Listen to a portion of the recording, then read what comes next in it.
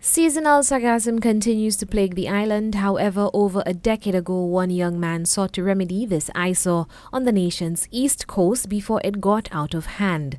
During an in-depth interview with Choice News Now, Jazz Romulus noted in the early stages of figuring out how to handle this new issue, which has since grown into a national nuisance, a product was developed to help pump money back into the economy.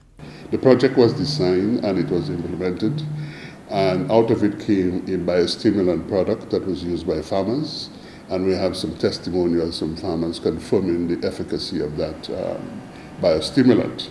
All new endeavors are not without its unique and fair share of challenges. One of the challenges we had in the early stages of this project was the possibility that the sargassum could be contaminated with heavy metals like chromium and arsenic and mercury and lead.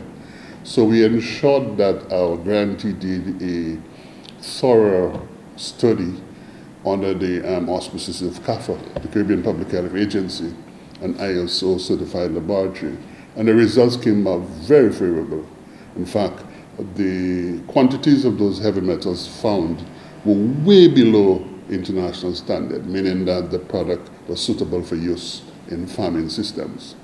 There were hopes for the project's growth and continuation to be one of the many solutions to this growing problem. Mr. Dujour at the time was also looking to employ persons in the Dennery Valley for collection, for transportation, for processing, for bottling and so on. That project came to an end, and we had hoped that it would have been upscaled and continued. It is noteworthy that in 2015, when Saint Lucia first woke up to the growing problem of summer sargassum, it was not a great economic priority because it was an East Coast problem. Hotels were for the most part unaffected.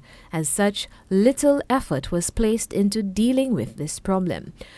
Our team sought comment from Mr. Johannan Dujour, a pioneer in trying to manage this problem. Though tight-lipped, this is what he wrote via correspondence. Quote, "The problem is that nobody cares about sargassum until it affects the West Coast, and since that doesn't happen often, any investment in equipment by solution providers will sit there and rot until it affects the West Coast. That creates a secondary problem. When it does hit the West Coast, any response will take too long to get mobilized." End quote.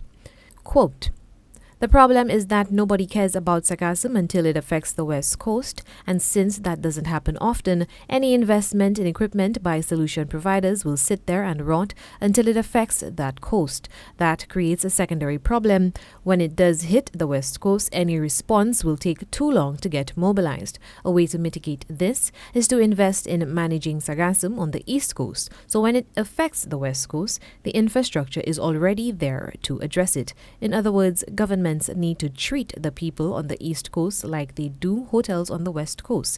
If hotel and industries on the West Coast cannot handle sargassum piling up on them, neither can the poor people on the East Coast." End quote.